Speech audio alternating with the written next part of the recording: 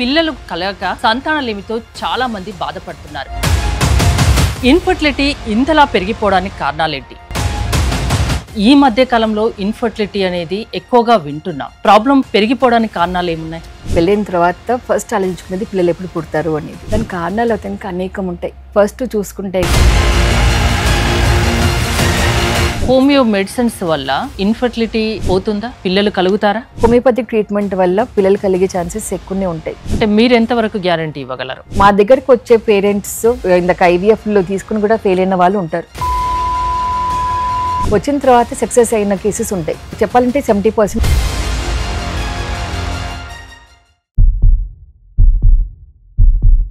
నమస్తే, నేను మీ హరిత. పిల్లలు కలగక సంతానలేమితో చాలా మంది బాధపడుతున్నారు.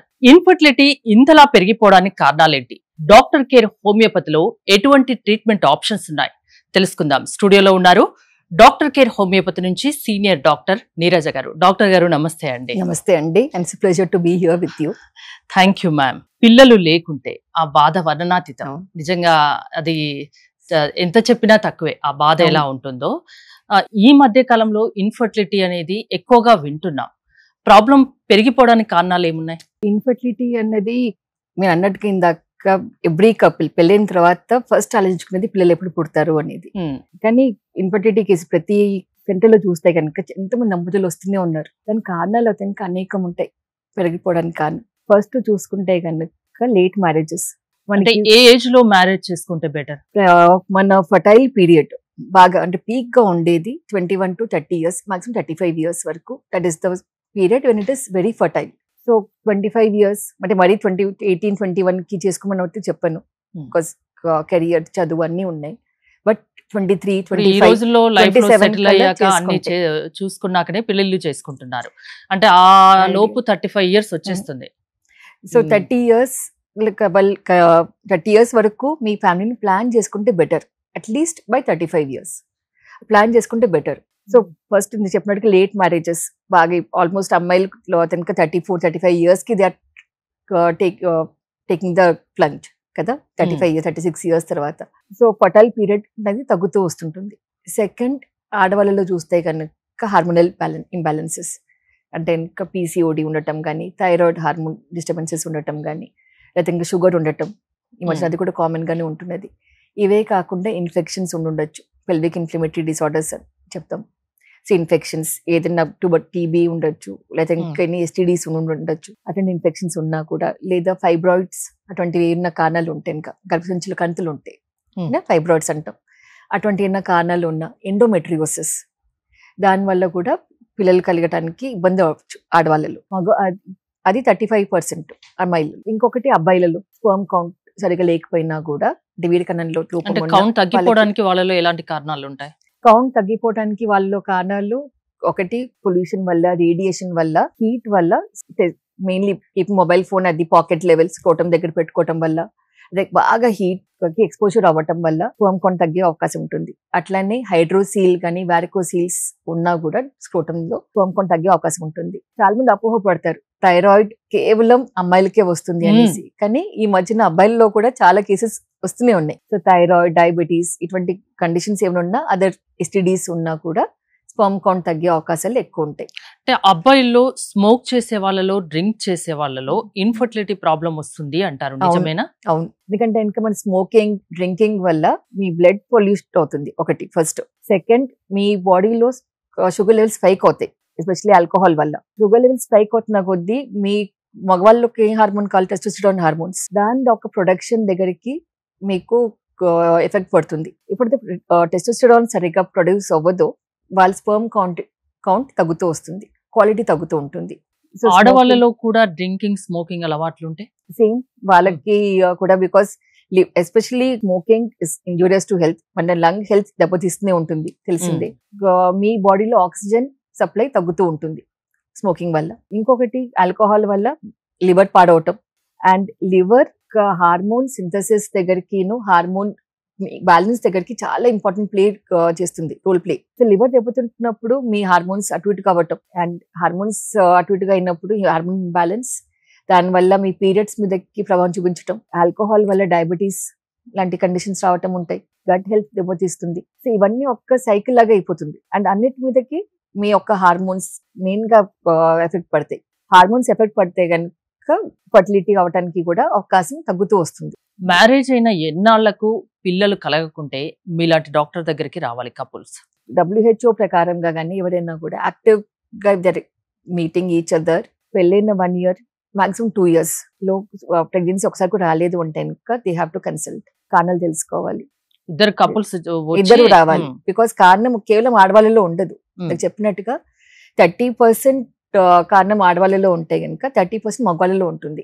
ఒక 30% తెలియదు, ఇద్దరిలో ఏం కారణం బయటకు కనబడదు. అంటే బయట చూస్తే చాలా రకాల ట్రీట్మెంట్స్ ఆప్షన్స్ ఉన్నాయి ఇన్ఫర్టిలిటీలో.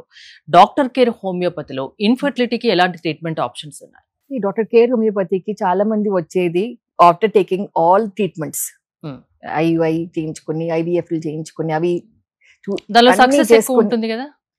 ఎక్కడైనా కూడా IUI సక్సెస్ రేట్ తెలిసిన వరకు 20-25%, IVF కి 35% సక్సెస్ రేట్ ఉంది.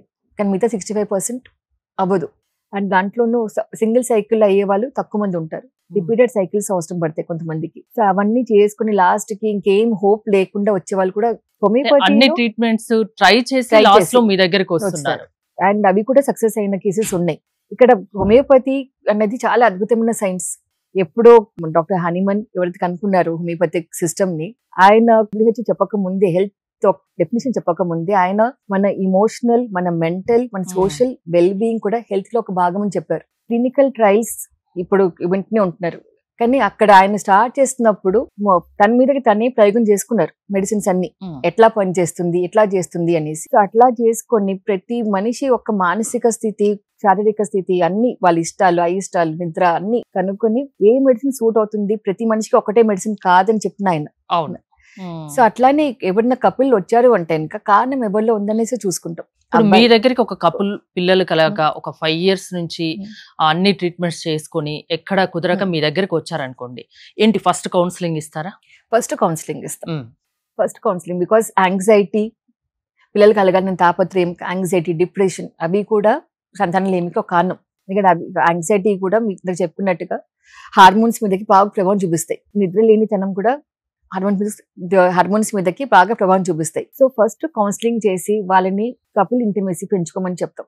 డిప్రెషన్స్, యాంగ్జైటీ, ఆందోళన కాకుండా మైండ్ డైవర్షన్, మైండ్ఫుల్నెస్ ప్రాక్టీస్ చేసుకోమని చెప్పి, ఆ తర్వాత ఎందువల్ల వాళ్ళ సంతానం ఉంది కారణం, అది మగవాళ్ళలో ఉందా, ఆడవాళ్ళలో ఉందా, కారణం తెలియట్లేదా అది చూసుకొని వాళ్ళ యొక్క పాస్ట్ హిస్టరీస్, ప్రెసెంట్ కంప్లైంట్స్, వాళ్ళ యొక్క mental, emotional and other likes, dislikes అన్ని కనుక్కొని కాన్స్టిట్యూషనల్ హోమియోపతి ట్రీట్మెంట్.